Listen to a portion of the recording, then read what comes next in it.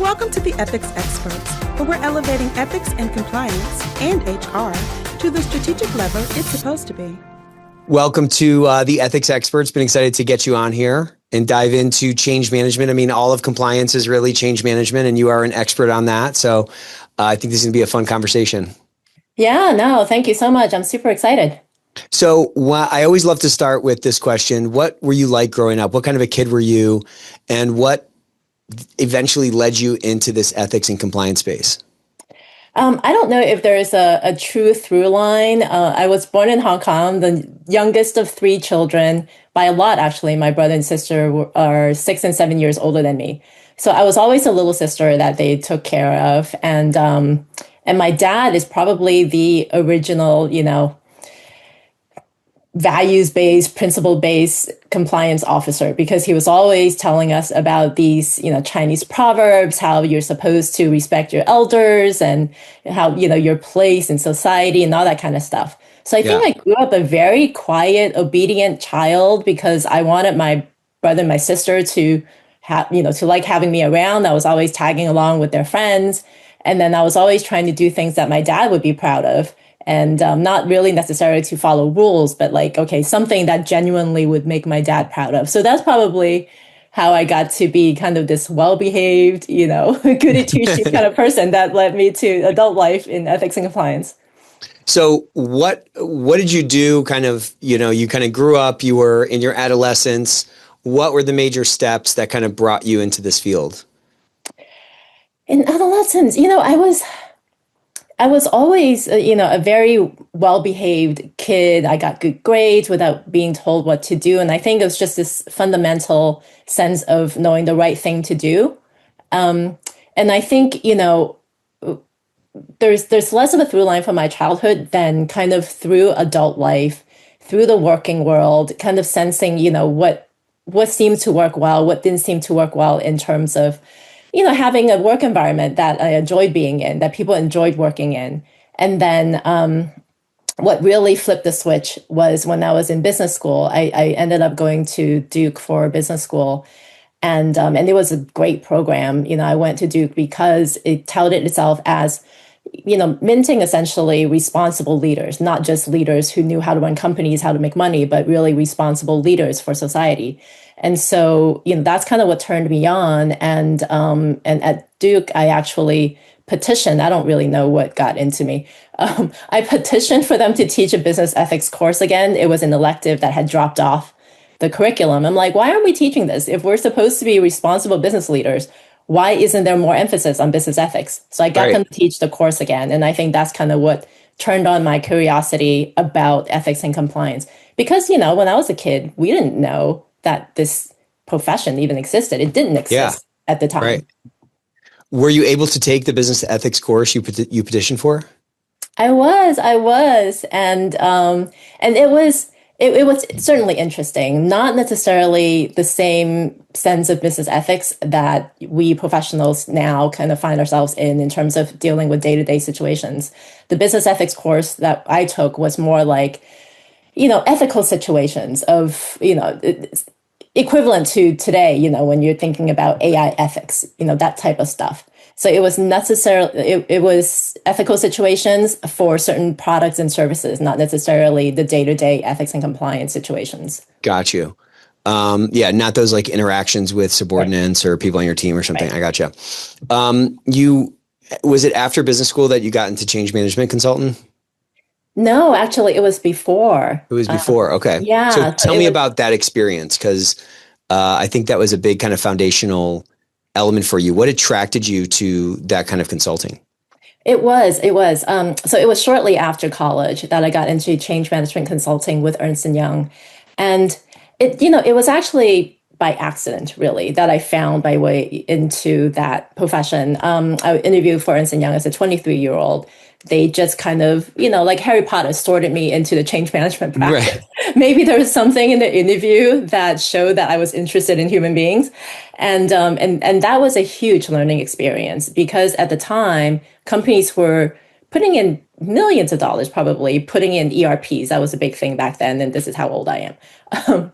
And a lot of projects fail. A lot of these big technology projects fail, even putting in millions of dollars because they can't get people to use the technology that was put in place.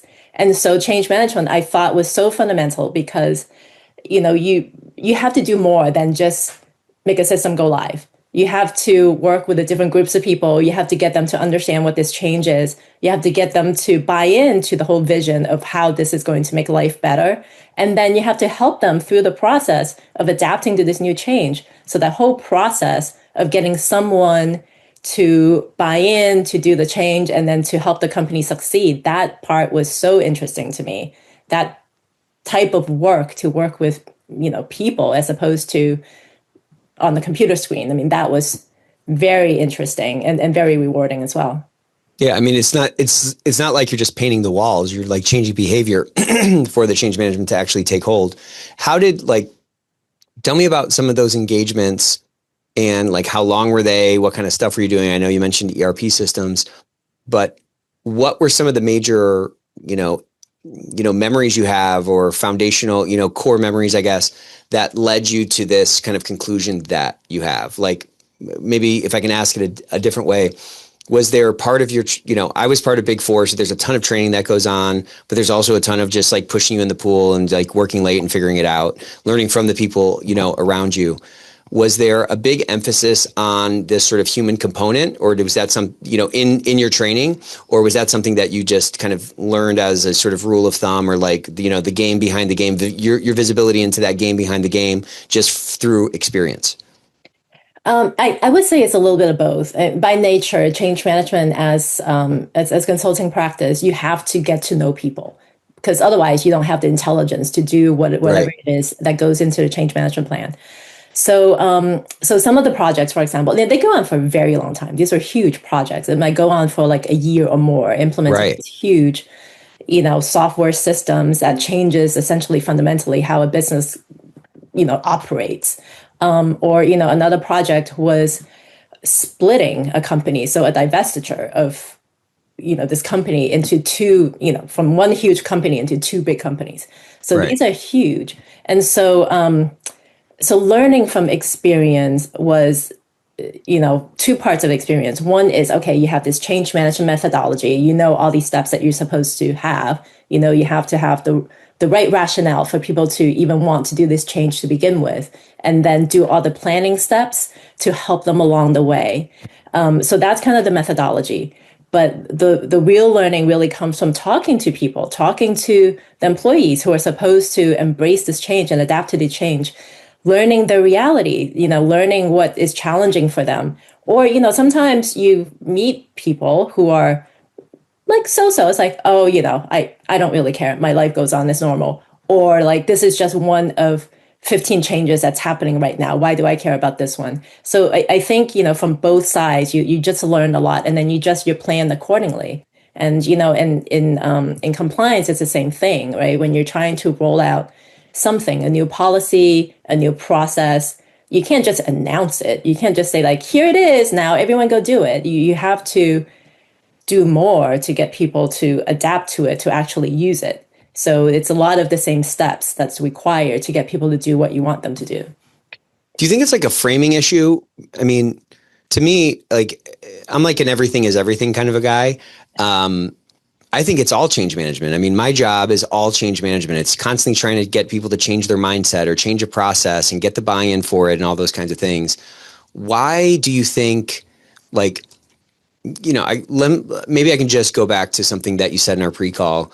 You said like a very small percentage, like maybe I think you said a third of corporate projects are truly successful, where the vision or the ROI that people think is going to come just as a shorthand, the ROI that's going to be generated from a particular project or from a particular change ends up actually coming to fruition. Why is that so low? And why does compliance, which is all about changing behaviors or all at least about influencing behaviors, why do we struggle as an industry with this concept? And why are we not black belts in this thing when that's kind of seems to me like what the basis of the job is? I have so many thoughts about that, Nick. So yes, the generally accepted statistic is that about 70% of all change projects fail. Fail. Yeah, fail. So, I mean, this is like really bad, Yeah. batting average. So why do people accept this, right? In general, this is beyond ethics and compliance. Why do people accept this? I think it's because of the incentive system and the metric system. A lot of times, people are measured on whether or not a system goes live, whether or not, this company is divested, whether or not this company is bought. So they're measured on activity. And this is the same issue we have in ethics and compliance. We measure activity, not outcome. So, that's one thing. So if people are rewarded and incented on activity, you have a different result than, if you were to incentivize on outcome. So you have all these systems that are implemented. They are implemented. Are they used? That's Right. why they're not. So that's why projects fail. It's because you're measuring the wrong thing. In terms of ethics and compliance, why do we still battle with this, right? Why are still not changing behavior? And that's very frustrating. And I think, and my other theory is that ethics and compliance, there seems to be a bias towards building a program for regulators versus for the people. You're building a program that is defensible, that a regulator can look at and say, oh, this looks legitimate. You're writing policies that are full of legal language that a regulator comes down. It's like, okay, that makes sense. It covers all the bases. But is it something that an employee understands? Is it something that really can speak to an employee's work, their reality? You have processes. You might implement, a disclosure process, conflict of interest disclosure process, gifts and hospitality disclosure process. Is it customized in such a way that makes sense for employees to, put in the information? Right? Does this map to their business process? Third-party risk management, that's a very difficult type of system and process. So if you put a system in place that your certain business units that's not even how they do business, how are they going to comply with it? But on the surface, you're going to say that, oh, I have this system, this is implemented, and, that's a win. So I keep thinking that there are gaps between what gets built and what seems on the surface should be working versus what people can actually use. Even if they want to use it, sometimes they can't because it's not built for them. It's built for regulators. Yeah. So there's two big things that you're kind of talking about here. One is, just kind of the inherent, explicit or implicit sort of incentive structure that's kind of driven by activities, not outcomes. And then the other is this sort of bias to like build something for a regulator. It's kind of interesting in some ways. I wonder if those trace down to like a certain personality type. Like there is an oversampling of a certain personality type in this space that is very different than the average personality type you'll find on a used car lot or in a, I don't know, in a, on a bond trading desk on Wall Street. Like those are different sort of clusters of personalities. And I think,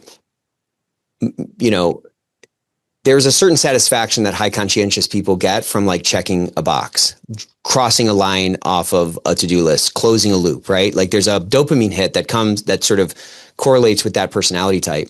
And the amorphous nature of outcome or the extended open loop to sort of truly validate whether an outcome is achieved, it's very hard to that's very hard to sort of scientifically like measure. You understand what I'm saying? It's easier to just point to like, well, project's done, system implemented, divestiture completed, policy rolled out. Like those are there's a completionism in those kinds of things. As opposed to like that kind of further down that sort of value chain or further, kind of further down in that equation to say like, okay, well, are people actually using the policy? Did the divestiture, create the kind of enterprise value we expected? You know what I'm saying? Like those are so much further afield and so much harder to measure because they're kind of second and third order impacts. I wonder if that kind of contribute, that personality type bias. I wonder if that contributes across both sides of those things. Because again, like, I know the things that a regulator is likely going to look for. I can make sure that all that stuff is kind of shoehorned into the policy. I wonder if stopping there is really at some level kind of a function of the people that are in the space and the biases that we all inherently have. I think there's a lot of truth to that. I think the biases of the ethics compliance function is that it's very it's driven by a lot of the legal profession, right? And I think that is a certain lens. It might not even be personality. I think that's a certain lens. And my husband always says, if you go to a surgeon, they're going to treat everything as something that is fixed by a surgery. If you go, so if you have hammer, you think everything is a nail. So I think there's a bit of that bias. Okay. And I think there is a lot of conversation these days around activity versus outcome. And I hope that all the ethics compliance professionals who are outcome oriented are going to start this movement, because enforcement agencies are attuned to this now. There are enforcement actions that really point to whether or not activities are effective. It doesn't matter Right. if you have 100% completion on your training, but are people still violating the policy or the law, the regulations? If so, your training doesn't mean anything. So I think regulators are attuned to that now. And I'm hoping that our profession would kind of follow suit, would realize that activity doesn't do it anymore. And I really hope that the more conversations we have this going on, the more that's going to change, because ethics and compliance, as you probably know after talking to so many people, is that it requires a huge diverse set of skills. It's not just one or Totally. the other, right? Totally. Yeah. You need a certain level of legal knowledge. You need a certain level of project management. You need to be highly emotional intelligent. And I think this is something that people don't think about or talk about very much. And the emotional intelligence comes from making change that truly can change behavior. Because ultimately, if you think about it, even if you're writing a program, developing a program for regulators, what are laws for? Laws are there to serve people, right? That's the ultimate outcome. So, what we should do as a profession is to remember that we are serving people. We are building a better workplace and a fair workplace for people to succeed, whatever it is that their company is selling or buying or whatever. It's at the service of people that we're doing this. It's not really at the service of some regulation or the law. Yeah. And to that point, so much in what you just said, but it's serving people and it's trying to influence those behaviors. So like effectiveness is kind of inherent. It's embedded in that sort of outcome or in that goal. A regulator coming in is going to be usually coming in probably after the fact, or they're coming in as a part of some kind of an audit. And, I just think they're looking for like, okay, great. You have all these policies. Are these just dead documents on the shelf, or are these actually influencing the organization? And I don't know. I just always think that like the best defense is a coherent story, or a thoughtful, like if I can satisfy myself, then I can communicate that, I can communicate that coherently to somebody else. And I think somebody else, I have to assume the reasonable test, that they're going to be a reasonable person. And a regulator probably sees a bunch of stuff go wrong, and they know that there's bad actors and all these kinds of things. And they're really looking, I think, they're looking for like, okay, is there a thoughtful thing in place here? And are you trying to just pass the test? Or are you trying to actually learn the information? I mean, it kind of goes back to that spirit of the law, letter of the law thing. And are you putting a genuine effort, a good faith effort into trying to provide the right guidance, guide the right behaviors, stamp out, wrongdoing inside your organization? Like that has to be the strong force. And I get that that's a little less sort of satisfying, or a little bit less like objective than, me being able to go through a recipe and make sure that, I have all the components that are on the, on the list. But kind of to your point, that emotional intelligence, that human element, that is the last mile of ethics and compliance, I think. Yeah. And you're still doing that, right? So you're still doing the training. You are still having the policies. You are still checking things off the list, but you're not stopping there. So that's the difference. The last mile that you're talking about, you're not stopping at checking things off the list. You're not stopping until you realize that the things that you check off the list are actually doing what they're supposed to. And that requires the emotional intelligence. That requires more investment of time and energy and resources. And then if, the thing that you check off the list is not something that works for the people, you're going to have to go back and change it. And that's what's going to make something effective. And that's what's going to impact outcome. And that ultimately is what's going to be defensible because you're going back and making sure that it works and then changing it along the way. And, another thing that I want to bring up too is the vast, vast majority of companies do not get to, the enforcement agency's table, right? The vast majority of companies, they just go about their day-to-day business. Totally. And hopefully they're not landing on the enforcement, agency's desk. And in those cases, having an effective ethics compliance program is still going to be valuable for them. And I think sometimes by focusing too much on the regulators and the defensibility, we kind of forget that having a good program is actually good for the company. How much is it going to benefit your bottom line if you're not firing people because they did something bad, right? I've heard statistics that to replace an employee, it takes 2 times their annual salary. So if you have to terminate employees because they've done something bad, that's a lot of operational disruption. And that's spending a lot of money trying to recruit the same person back. And the more senior it is, the more expensive it is. And then for the people who quit voluntarily because they can't take this toxic culture, because, they're talented, they can go somewhere else and they're not happy here because people don't treat them well, because the company is not fair or ethical, whatever, you're also paying for those replacement costs. So, having an effective program outside of enforcement agencies is going to have the return on investment that you need as a company. Totally. Yeah, I feel like it's kind of the wrong game. It's the, don't solve for regulators, solve for a program that's actually working and that's actually adding enterprise value. And then the regulator is going to probably take, that's going to take care of itself. You know what I mean? Absolutely. Like what actually works, right size it for your business. And, I think there's also this sort of like destination versus journey thinking that, that kind of plagues, maybe not just our industry. It plagues a lot of human beings.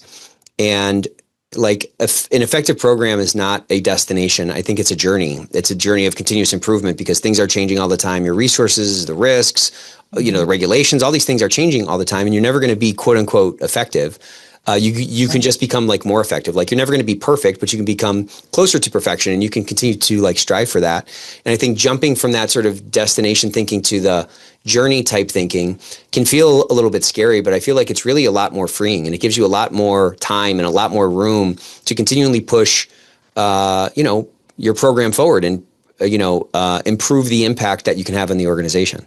Absolutely. And especially because ethics and compliance programs don't tend to have all the budget in the world unless, something big has happened and then you really infused with a lot of money for a period of time and not even indefinitely.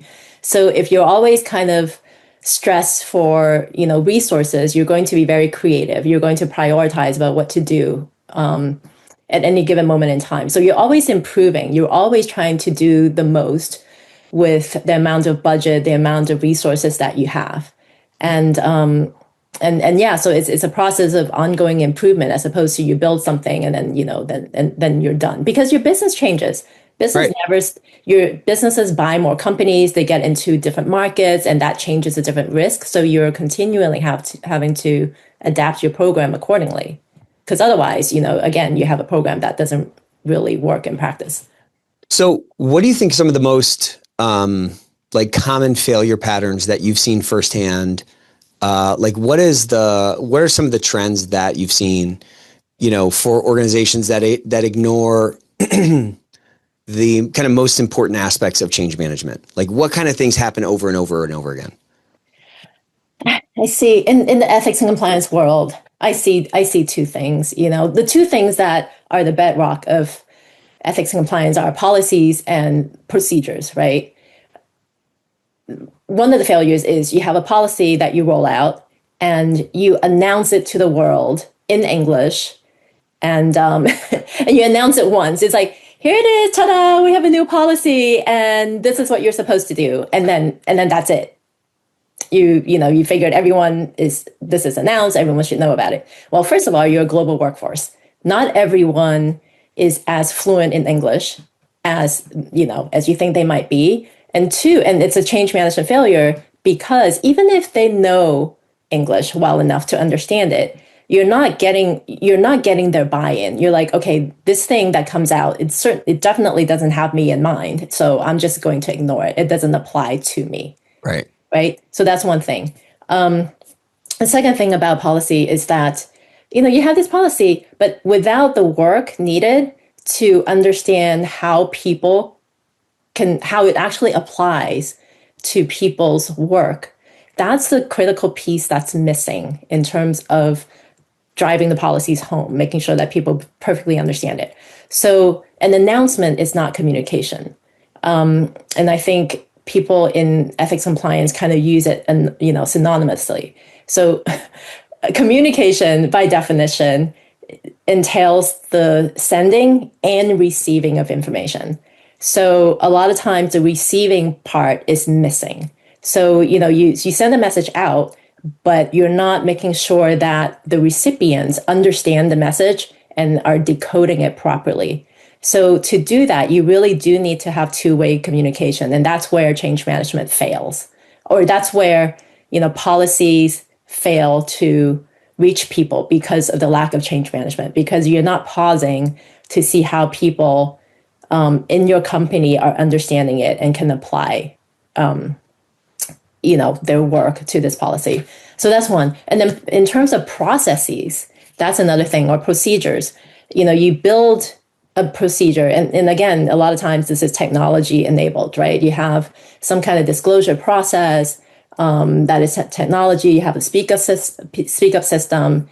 So it's a technology that's implemented. It's like you check the box. It's like, okay, it's done. We have a process.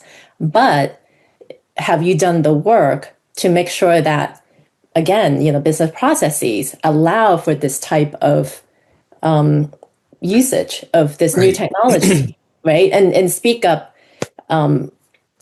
culture. We talk about this all the time. Just because you have hotline doesn't mean that people feel safe to use it. Doesn't mean that people trust it. And to build trust, you can't send out a few more announcements. Like you can't just tell people, just trust us, because we wrote this beautiful email message that communications helped us draft. So that's kind of where ethics and compliance programs kind of fail to win the hearts and minds of people, is because the lack of this change management piece to make sure that people understand their role in this new process, in this new world, in this new thing. Like, we're not making it easy for them. Yeah, I guess change management can't be done by a poster or an email or a billboard. It's from some kind of a conversation. You know what I'm saying? There's some kind of a back and forth that must occur in order for the odds that change is actually going to take hold, to your point. Right. Absolutely. Because otherwise, you're just doing one-way announcements, one-way building of something, that you think would drive compliance with this law, but, people actually can't use or don't want to use. So why do you think companies kind of accept, 70% fail? That does not mean that 30% are raging successes. Like it's a whole spectrum. You know what I'm saying? So an even smaller percentage of that, of that remaining 30% are, actually achieve the ends that are expected. Why do you think companies are willing to accept, and that number does not move that much, Yeah. Why do they accept such high failure rates rather than investing in change management that could likely increase the odds that they don't fall into that 70% bucket? I don't know. I think it's very complex. We spoke a little earlier about the wrong metrics, the wrong incentives. So, having checked the box, that seems to be good enough. So that's one reason. Another reason I think too is a lot of companies, they're really not getting into huge trouble. When you have someone who doesn't disclose a conflict of interest, or someone who doesn't submit a gifts and hospitality, most of the time it's not something that would land you, a huge in jail or case, something. right? Yeah, right. So a lot of times, companies don't realize what these little small things are costing them in terms of productivity, in terms of employee morale, and no one is measured on it. If no one's measured on it, what's the incentive to kind of put more investment, put more people, put more effort into it? It's kind of off to the next thing. So I think it's a lot of different things. And I also think because there's so many failures, that's your benchmark. So you're not doing worse than anyone else. So, kind of looking at it a little bit more cynically, it's like, well, you're not worse than anyone else. So don't put in more money, don't put in more investment. Yeah, change is hard. Yeah, Yeah. exactly. So what do you think a compliance professional who's maybe listening to this conversation can do to start thinking of themselves more as a change agent rather than just some kind of an enforcer or some kind of a, somebody who's just kind of building a program? Like, what kind of a mindset shift can somebody start to put themselves through in order to be that change agent that then can give them a new lens to see their job or the world through? I like what you said about mindset shift. So I think there's a mindset shift, and then there is a very tactical activity they can do. So the mindset shift is going from someone who knows, because ethics compliance tends to be a function that knows what people need to do, right? And especially, with the bias on the legal side of things, like, okay, I am the advisor. I know what to do. I know what you're supposed to do. So shifting that from that to one of being curious, and being humble. It's like, go out and learn what people's realities are. So that's the activity part. Go out and talk to as many people as possible. If you're not already in like very friendly terms with the heads of all the different functions, or heads of the business units, go do it. Right? Set up a meeting with them and say, hey, I want to learn more about what you do. I want to learn your challenges. I want to know what your priorities are. Have conversations with people. Do a lot of internal networking. And get to learn the perspective, because chances are there's going to be overlapped. Whatever it is that they tell you, it's going to bring some ideas. It's going to turn some light bulbs on in terms of like, oh, that's how I can help you, right? Ask them. It's like, okay, your goal is to, get people to obviously do the right thing, comply with the law, and then live up to the company's values. And position yourself as someone who can help them. And you want to understand how their business works so you can better help them find solutions. So have those conversations. And I think that's just going to spawn more momentum in terms of the intelligence you gain back to improve the program to one that works. And don't just focus your conversations on leadership, right? Talk to people of all levels, because their experiences are different. You talk to leaders, they're going to say, oh yeah, everyone's compliant. Everyone knows the rules. And when you talk to someone who is a more junior level person, it's like, oh, I've never heard of that policy. What do you mean? My manager never talked about it. So you're going to get different levels of information and different intelligence by talking to the different people. As AI has come out, it's been kind of interesting to kind of reflect on, well, what is intelligence? What are the kind of corollaries here? And I mean, there's so many kind of interesting things, like, the more context I can provide in AI chat, the better the outcome is, which kind of has translated into like, the more context I can provide somebody on my team for a project that we're working on, the better the outcome is. And also, there's kind of a corollary to what you're talking about. Human beings have like a near infinite sort of context window. Maybe that I'm overstating that. It's definitely bigger than AI's, at least at the moment. So like all those kinds of conversations add more context to your own context window, and it gives you more things to consider as you run this sort of natural simulation of, okay, when I roll this out, what kind of impediments am I going to hit? What kind of roadblocks am I likely to encounter? Without that context, the odds are greatly stacked kind of against us that, something's going to end up falling flat. So then you do all this work on the back end, you do all this work, or I guess the front end, you do all this work kind of in the laboratory, so to speak. And then you finally like launch the quote unquote product or whatever the initiative is, whatever the project is, and then it falls flat. That's a very sort of disheartening thing to, encounter. And I love that. I love that hack of having more conversations kind of up and down the stakeholder, chain. What do you think are some other, simple change management hacks that a compliance professional can start using or start kind of keeping in mind or adding to their own context window to make whatever changes they're trying to push more successful? Another one is, sometimes people are not resisting a change as, just because they're not using a system or just because they're, not doing certain things doesn't mean that they're resisting. It might just mean that this new thing you want them to do is difficult and they don't know how to do it. Mm-hmm. So I keep thinking about, in these days, here's a good example, right? You have all these CEOs who send out a message to the entire company saying, we are now an AI company. I want all of you to use AI. Go do it. Go forth. Yeah. Right. Go forth and prosper. So for you, let's see in ethics and compliance, like, oh, okay, well, I'm all for it. How? Like, okay, you have these enterprise tools and subscriptions, whatever. It's like, well, how am I going to use it? How do I do that? In the meantime, you're getting called, you're fighting fires. Like, oh my God, there's this new investigation brewing. There's this new thing coming. Then you just kind of get pulled in different directions. So at the end of a quarter, the CEO auditors might come and it's like, well, how much have you used this AI? Why haven't you used it? They're like, Right. So I mean, that's the same thing with ethics compliance. Sometimes it's not that people don't want to follow this policy. It's like, it might just be difficult for them. It might be written in a language they don't easily understand. The process procedure might be hard to find. It's like they want to do it, but it's like, oh my God, where is it? Where can I find it? And then, they get distracted and do something else because they have a day job.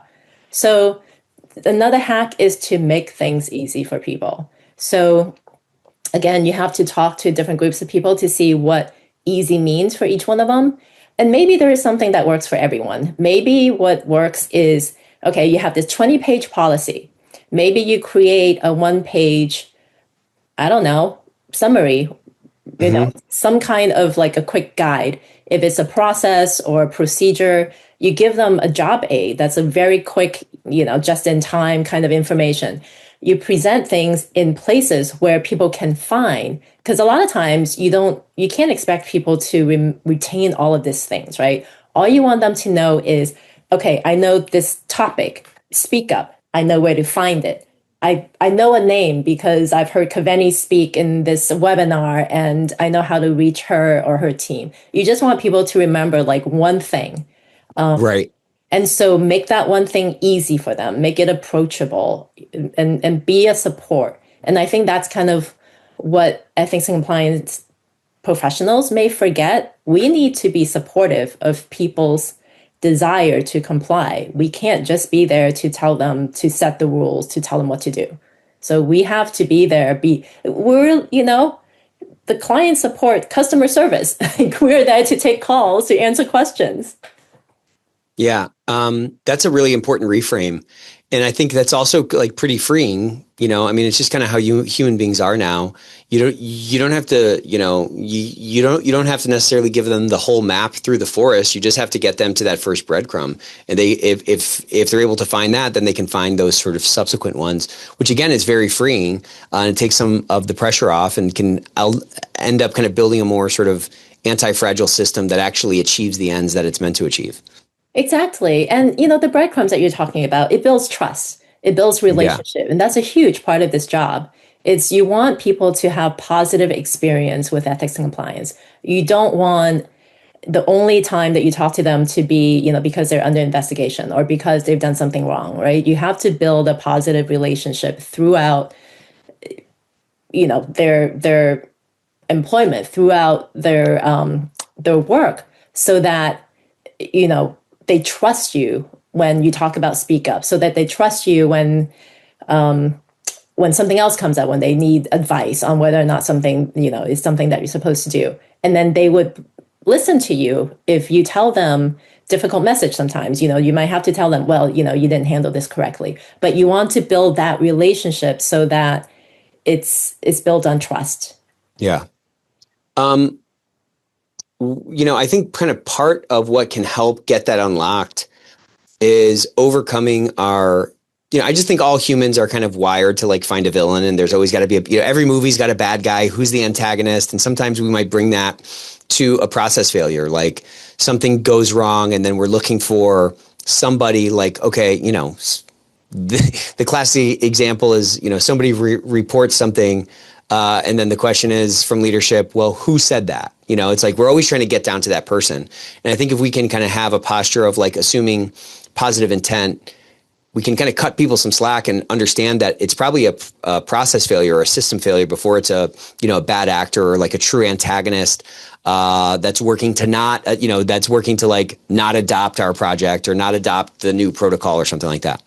No, absolutely, and I think that's a good perspective too. Is to always assume positive intent first, right? And I think that's much easier to do again. When you have spent the time to develop relationships with people, and to build that, because again, going back to what you said about context, and also I want to name drop Emily Miner too. I was listening to the podcast that you did with Emily, and she said something that struck me was that when you have more context, then you have trust, and you don't need to spend so much time explaining things. So same thing with in the ethics compliance world, when you build more context, you can kind of make a shortcut to things. You can take certain shortcuts so that you get to places that you need to go to a lot quicker than if you were to just say, knock on someone's door every single time. It's like, hey, this is me, Caveni, I'm from compliance. This is what we do. Like, you want to build that relationship and that context ahead of time. Yeah. And, maybe what we're talking about is really like relationship building.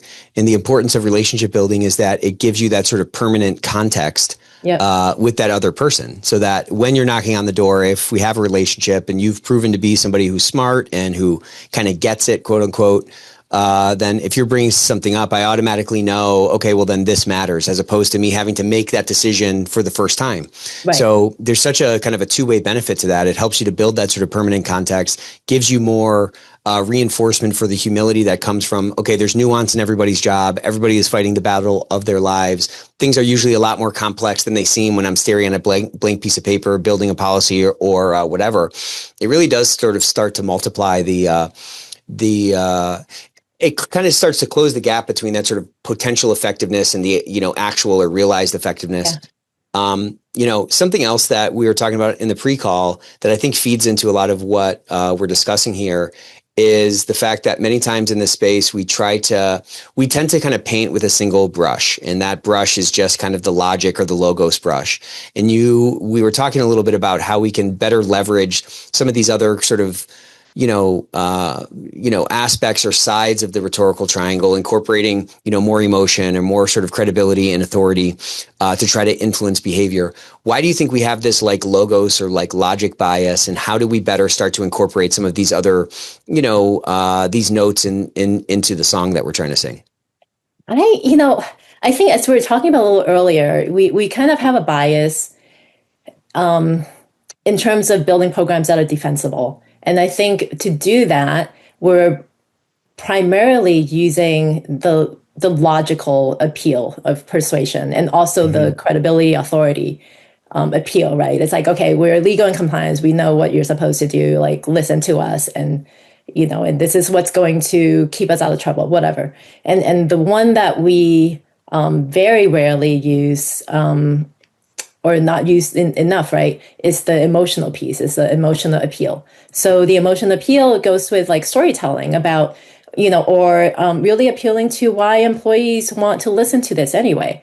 So, in my last role, I always wanted to make sure when I did webinars to augment our online training, when I talk to employees, I always try to inspire them on our company's values. I always want to talk about why, like, you want to be a part of building this culture that you're proud to work in, that you feel happy and safe, where you feel like you can thrive and succeed. And you want to do this so that your colleagues can have the same environment, right? So I wanted, so I always try to appeal to their hearts about, why they should do certain things, not because this is what the policy says, not because this is what enforcement agencies would want us to do, but really appeal to what they want in life as human beings, is to be safe, is to be valued, is to be able to thrive.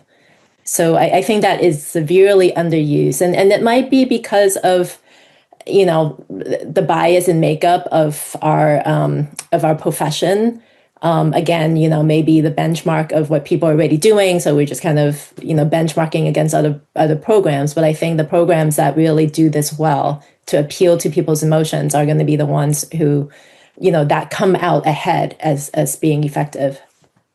I grew up hearing 1,000 times from my dad that logic makes you think, emotion makes you act. And I think as I've gotten older and older, I just that is so true. That should be a poster in all of our offices, because we can make people think a lot by providing a bunch of logic to them and a bunch of facts and so forth. But when we can boil something down to a parable or to a story, and we can kind of, pluck that note that resonates, that sort of emotional appeal type of resonance, we just drastically increase the odds of, compliance at the end of the day, the odds of the behavior being where and what we want it to be.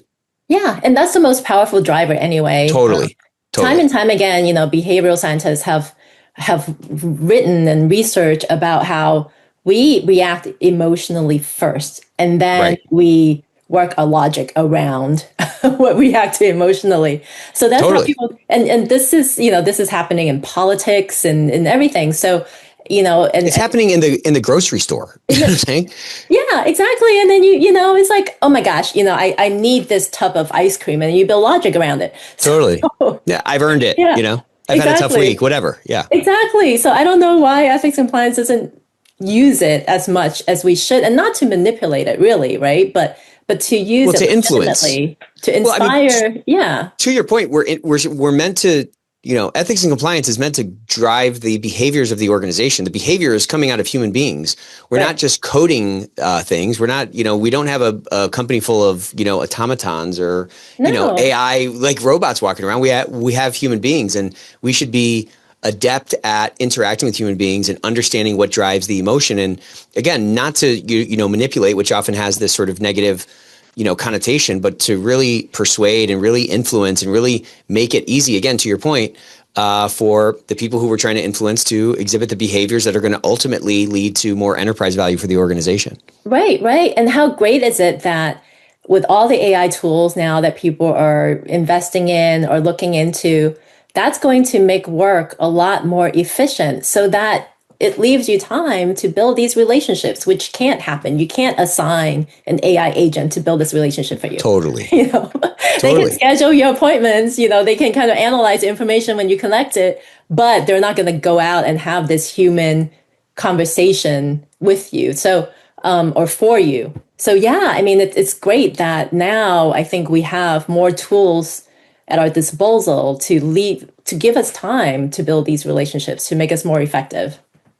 So I cannot believe that we're almost out of time. This went so fast. We got to do a webinar or something together soon. But I always love to wrap up on this question. If you could go back in time and find a young Caveni, what piece of advice would you wish you had earlier? What advice would you give her? I would say stop being so quiet and obedient. Ask more questions, challenge more people, and then also talk to more people. Ask more people for help. Because I think that would just kind of speed up the process of whatever it is that I was trying to do. Yeah, how many years have I wasted by trying to figure something out on my own, where somebody else already solved this and somebody already knows kind of what the answer is, Exactly. Well, this was awesome. Thank you so much for coming on the Ethics Experts. Where can people reach out to you? Where can they find you? They can find me. I have Principal Compliance LLC as a ethics and compliance focused consultancy. So they can find me at CWONG@principalcompliance.com. Amazing. Well, thank you so much for joining us. We'll see you soon. Thank you so much, Nick. Bye-bye.